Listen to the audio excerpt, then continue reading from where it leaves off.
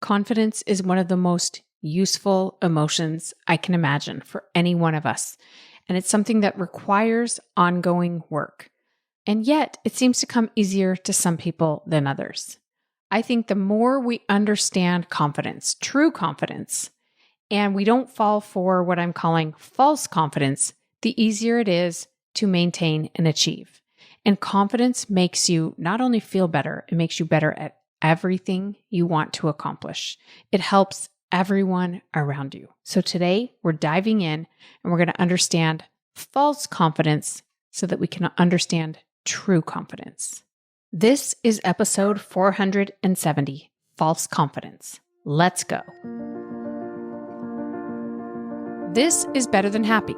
I'm your coach, Jody Moore, and on this podcast, my objective, just so we're clear, is to change what you've been taught and have likely believed about yourself up until now. Here's what I believe about you. I believe that what you think is real is mostly imagined, and what you imagine is actually creating what's real. I believe that in the ways you desire to achieve, you 100% have the capacity to succeed. And finally, I believe that joy, love, and miracles are your God-given natural state of being. And anytime you feel far from them, the way back is much simpler than you think. But that's about to change. Are you ready? Let's do this. What's up, everybody? Welcome to the back office. That's where I work now, in the back office. I have a little office that's built in the backyard of my house. It's dreamy and beautiful. And there's a skylight, so I have sunshine pouring in above my head and in through the little window, which I wish was a bigger window. Maybe we'll make it bigger one day. But at any rate, so happy to be here talking to you today and just soaking in all the goodness. We're going to talk about confidence today. We're going to talk about false confidence for a lot of this episode, but I'm also going to talk about true confidence.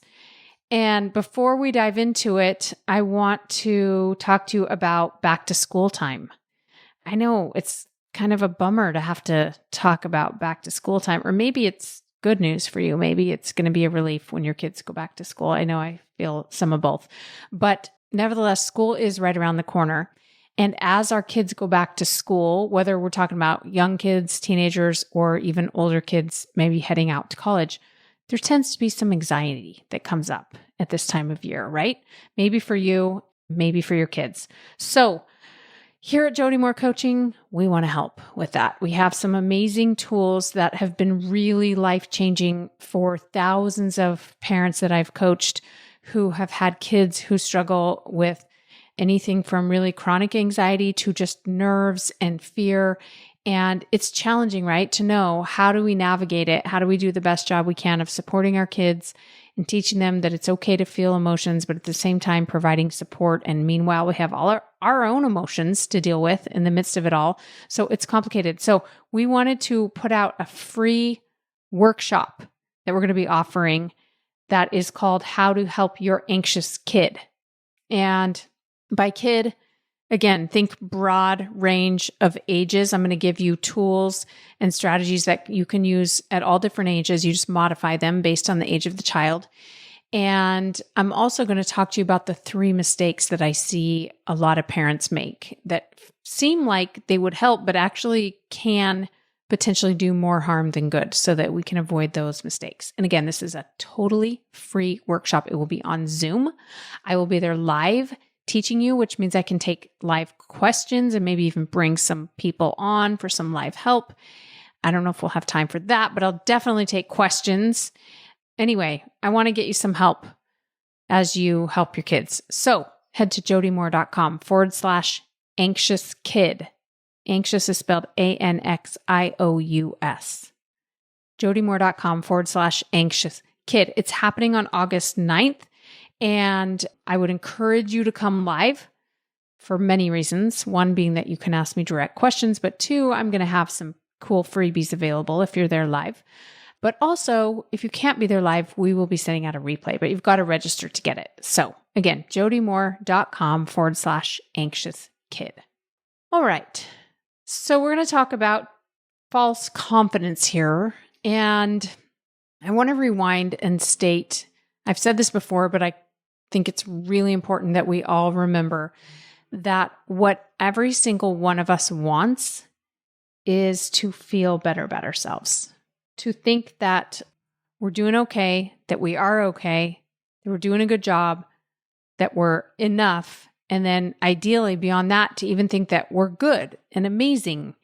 And not that we need to believe we're better than anyone else. I don't even actually think it's useful to believe that you're better than anyone else. But we want to just feel complete, that we're good, that we're not in a deficit in some way, that we don't have something to prove, or that we don't need to earn some kind of worthiness or love. And that is just how we're wired as human beings, is that we have this constant need to be reassured that we're okay. Now, for some people, that is a more obvious need than for others because of, well, a lot of factors. But if it feels like an urgent need to you that you're constantly trying to fill, or that it never feels filled up, then there is work that we can do to help fill it. And some of that's what I want to talk about today. But for other people, maybe it just comes more naturally to understand it or to be able to fill it, or they've learned strategies and tools and done a lot of work to get to a place of understanding that they are okay. And then it just takes ongoing maintenance. Okay. But every single one of us has this part of us, especially if we are mentally healthy, that questions that and that wants that. Now, I remember at a pretty young age having this realization, and I don't know if you can relate to this sort of thinking about existential things at a young age, or if everybody is fascinated with human behavior like I am. But I remember, I want to say I was in middle school, maybe freshman in high school or something, when I remember having this thought, everybody's just trying to feel better about themselves. Like people buying fancy, flashy new cars, it's because they think that they'll feel better about themselves, maybe because it will impress people or what have you, if they're driving a fancy car. Or they're buying a bigger house because they want to feel better about themselves. Or they're trying to succeed at a job or make more money or go on fancier vacations or look what they would call better in some way, do their hair, makeup, clothes, etc., to try to feel good about themselves. And in many cases, they're trying to impress other people and make other people think that they're good, and then they give themselves permission to think that they're good. And isn't that fascinating? That so much of what we're doing is trying to feel better about ourselves.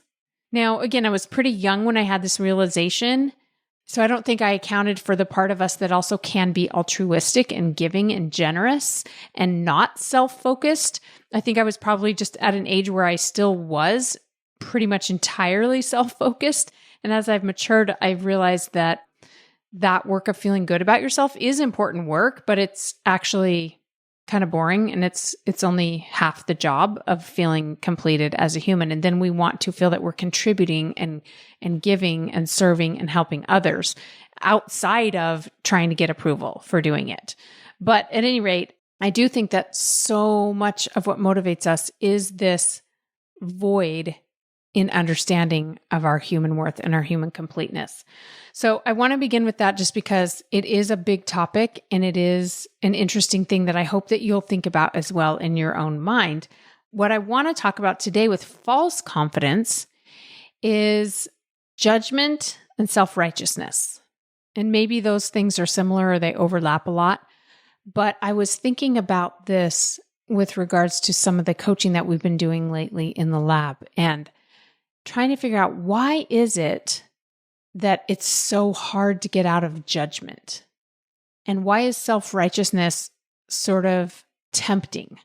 Why is there some kind of energy or validation that we get when we indulge in self-righteousness or judgment? What is that about? Because really, with our prefrontal cortex brains, all of us agree that we don't want to be judgmental and we don't want to be self-righteous. And I don't think very many people would say that they are useful ways to operate from in most cases, but yet it's tempting and challenging to get out of. And what I came up with was it creates a sense of false confidence. And I'm calling it false confidence because I purposely want to differentiate it from true confidence, which I'll talk about in a minute. It feels powerful to have an opinion about what's right or what's wrong or what's good or what's bad or what somebody should or shouldn't be doing or thinking or being, there's some kind of powerful hit of validation we get from having an opinion and believing that our way is the right way, or believing that we are doing it better. In some way, we are showing up the way a human being should show up. There is some sort of comfort that we get that might touch on that void we have of thinking, am I okay? I think it's temporary. I don't think it's long lasting. And I think it's fragile, is why I'm calling it false confidence. So let's just say you have a job and you have coworkers who have the same job. And when you go to work, you do the job one way and somebody else does it a different way. Now, you might say, no, look at the job description and look at the expectations our boss has given us. I'm clearly doing it the right way. And this other person is doing it the wrong way. They're dropping the ball. They're not doing it at as excellent of a level, or they just have a different approach maybe, right? And it's tempting to then move into judgment. So there's a part of us that feels justified in our own worthiness when we move into judgment. And it feels like confidence in the moment. The reason I say it's fragile is because if that makes you a better person than that other human being we're talking about, then that means you might, in other circumstances, be lower down on the scale of human value. If there is such a thing as a vertical scale of human goodness, human worthiness, human lovability, then me being up feels good to me, but that also means I have the potential to be down. Maybe not in this area. I mean, obviously it's possible in any area, but maybe I'm not worried about it in this area. But it means in other areas, there are probably people who are better at certain things or show up better in certain ways that I would like to than me. So the whole premise of this vertical up and down scale is fragile and frightening and allows you to feel good when you're up, but a part of you knows that you also in other situations could be down. So that's why I don't recommend that you let your brain stay on that scale. So how do you get off of it though? If clearly the job description says to do it this way, like let's even say the person is like not completing all the things they're supposed to at your job. Maybe let's just simplify it. Let's say there's a checklist of steps 1 through 10. This is how you do this job. And they only do steps 1 through 5. And then they go home early. How could we not say they're doing it wrong, Jody? They're clearly doing it wrong. So my question for you is, okay, well, who's to say doing all the steps is the best way? Who's to say that's the smartest way, let's just say? Because I remember actually having a job where I was on a team. It was a sales job. And I worked with a bunch of people who were really fun. And there was one guy who was really funny on my team. And another guy on our team didn't really work very hard. He didn't sell much, but he also didn't do the behaviors necessary to make sales. So sometimes you have somebody who's making lots of calls and doing all the follow-up and all the things that we need to do, but they're not converting. And then there's people who just aren't even really trying. And he was the latter, right? He just didn't make many calls. He kind of sat around. He was distracted. And yet he was still there. He didn't get fired. It didn't seem like there was much discipline happening.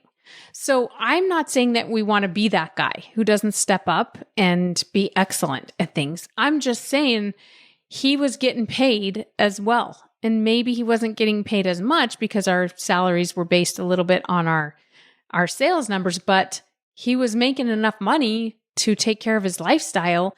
And yet he didn't have to do some of the things that the rest of us had to do. And he got to relax a little more and he had a little bit less stress.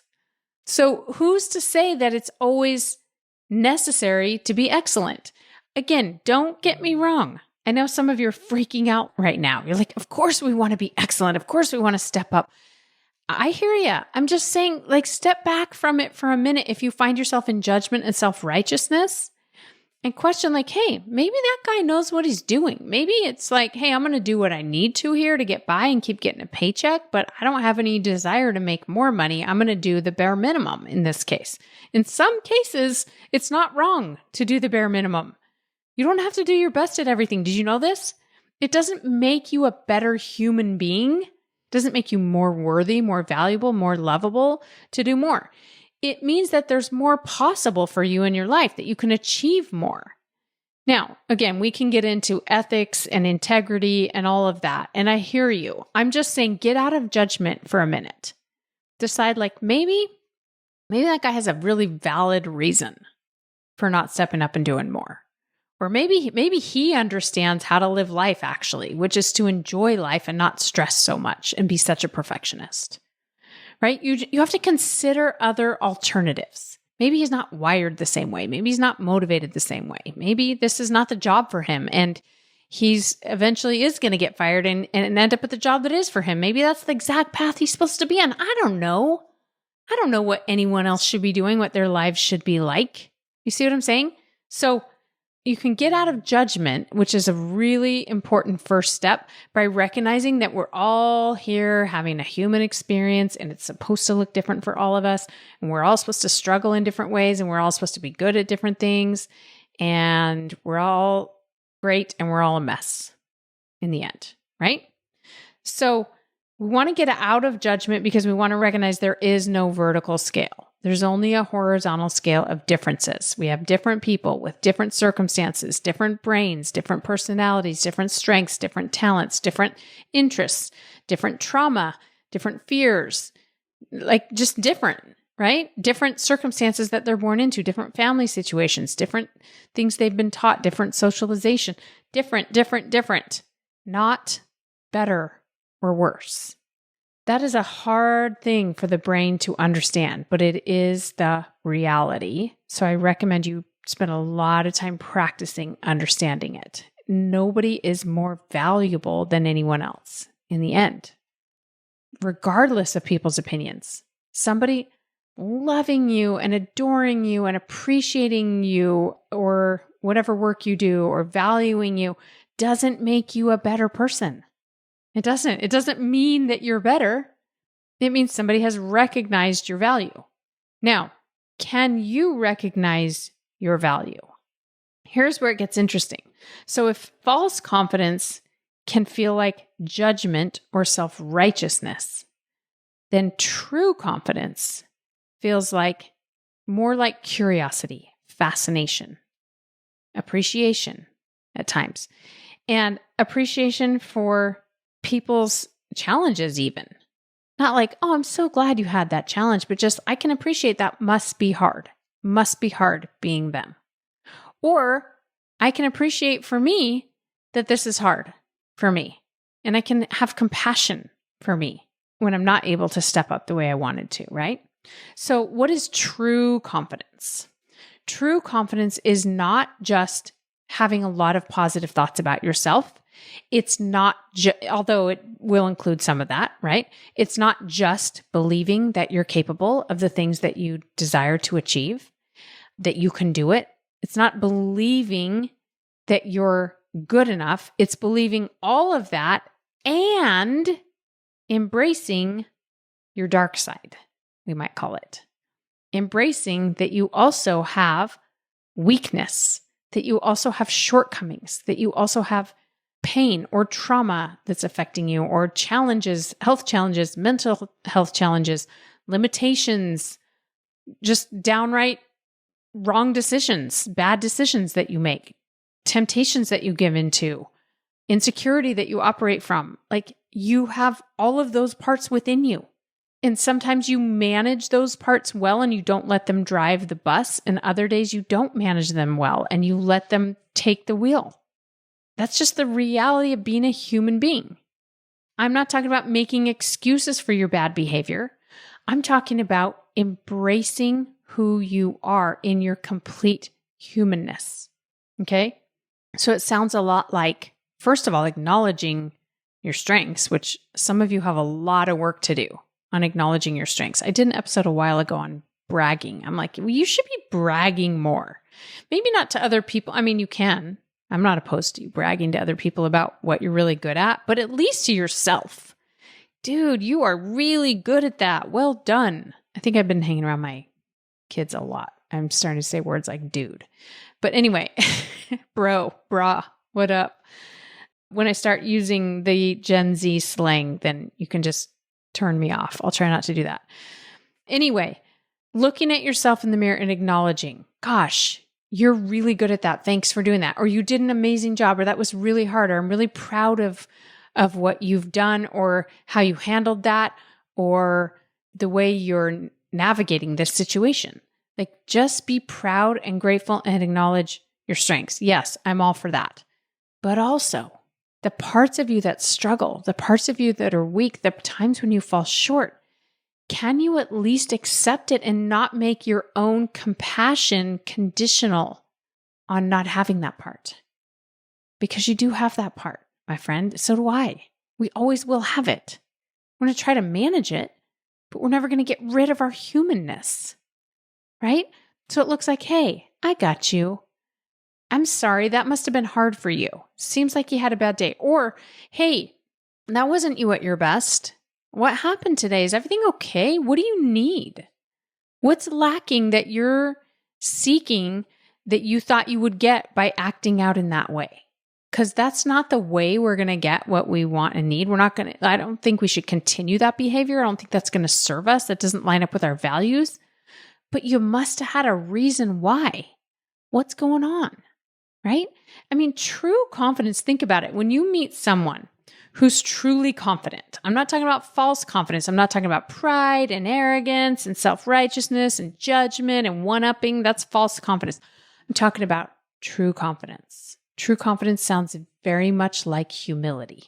It sounds like, hey, so happy to be here today. Here's what I hope to bring to the table because I'm really good at these things. And here's where I'm not good and I'm going to need your help. And I'm going to need suggestions. I'm going to need feedback because I'm terrible at that part. Doesn't that feel like true confidence? I can tell you from working in corporate America, I worked with people of all types, right? I'm sure you have too, in whatever things that you've spent your life doing. We run into people of all types. And the people that have to explain everything and be the expert and constantly prove themselves and always be perfectionists and look perfect and act perfect, those people are not confident. We can feel it. We feel the nervousness. We feel the tension. We feel the fear behind it. Those people who are not open to new ideas or suggestions or willing to be wrong, that is not confidence. That doesn't feel like confidence to any of us. There's a reason we're repelled by that because it's not real. It's pretend. It's false confidence. The people who are truly confident are very humble, very teachable, very open, and often very successful. Very successful. Some of the people that were highest up in the companies and organizations I've worked at in the past would say things like, I never thought of it that way. Tell me why you think that. Tell me more about that. That's true confidence, right? So I don't want you to be hard on yourself if you notice yourself in judgment and self-righteousness. Some of you, especially with certain relationships in your life, have a real habit of going into judgment. I just want you to notice that there's this part of your brain that's seeking validation, that's trying to feel good about you. And it gets a little hit of validation by judging others, especially if you have other friends or people around you who will indulge in that same judgment with you. When you can say, you know what? I don't think people should behave this way or do that thing. And your friend says, I agree. You know what? This person did this, or I've noticed people saying this thing and people shouldn't do that, right? Like we not only get the validation that we're good, the false sense of confidence, but we also get to connect with somebody else through it. It's the simplest, least common denominator way to connect with another person. To connect through judgment. It's the easiest, but it doesn't lift any of us higher. It gives us a false sense of confidence for a moment and a false sense of connection. Well, maybe it's a real sense of connection, but I would argue that there are better, more long-lasting, more expansive, more useful ways to connect with our friends. How do we do that if we're not connecting through judgment? To be honest with you, I feel like I'm at a point in my life where I'm barely figuring that out. Not that I don't consider my friends or I to be super judgmental, but I think in little subtle ways, it's just easier for us to focus on negative and connect through negatives than through positives. One of the ways I'm experimenting with more myself is through play. And by play, it could literally mean like you're doing sports or something, but that's not really what I mean when I say play. I notice that sometimes teenagers are better at this than adults, or young kids are really good at it. By play, I mean being in the moment and experiencing what's going on and making some fun out of it, rather than talking about the past or talking about the future all the time. It's really hard to talk about the past or talk about the future without judgment creeping in over and over again. Judgment of ourselves, judgment of the situation, judgment of others. But to be in the moment, to laugh, to enjoy what's going on, to be silly and goofy and playful.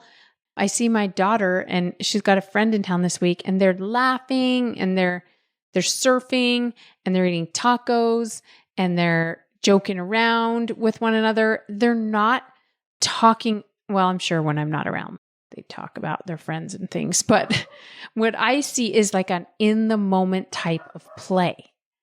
And that is an awesome way to connect and something we lose the ability to do as well as we get older. I don't know if there's like a vulnerability there we're uncomfortable with or what, but I would encourage us to find different ways to connect and absolutely focus on building true confidence. It's easy to be confident and feel good about yourself when you did a good job in whatever way you define a good job. But where you build the skill of it is when you fall short, when you drop the ball, when you don't show up as the person you want to be, or you don't feel how you want to feel, or you've made mistakes. That's your opportunity to connect with you, to have compassion for you. And it doesn't mean that you ignore quote unquote bad behavior. It means you say, hey, what's going on? That wasn't you at your best. And that's okay. I still love you. But what's going on? What do you need? I'm here for you. I got you. I love you. All right. Let's focus on some true confidence, my friends. If you have questions about this, or you have some other question about a topic you want me to address on the podcast, don't forget we have a podcast hotline. You can call in and leave a message. And I've gotten several messages in the last few days. So I'm going to be doing a couple episodes coming up where I'm going to answer your questions. I apologize if I haven't gotten to yours yet, but please feel free to call in at 877-HI-JODY-M. That's Jody with a Y and M as in more. 877-HI-JODY-M. Call and leave me a message if you have any questions on this. Otherwise, if you liked today's episode, I would be so delighted if you would share it in some way. Easy ways to take a screenshot of the podcast you're listening to, share it on your Instagram stories, make sure you tag me so I can give you a reshare, or just tell your friends. I'd love to have you help me spread the word about the podcast. Thanks for being here today, everybody. Don't forget, we've got a free webinar, How to Help Your Anxious Kid. Hope to see you there. Take care. Bye-bye. If you find the podcast to be helpful, you're going to love The Lab. In Better Than Happy, The Lab, we experiment with applying all of it in your real life.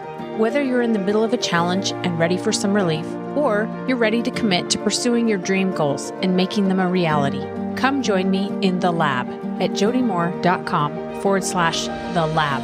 That's jodymoore.com/The Lab.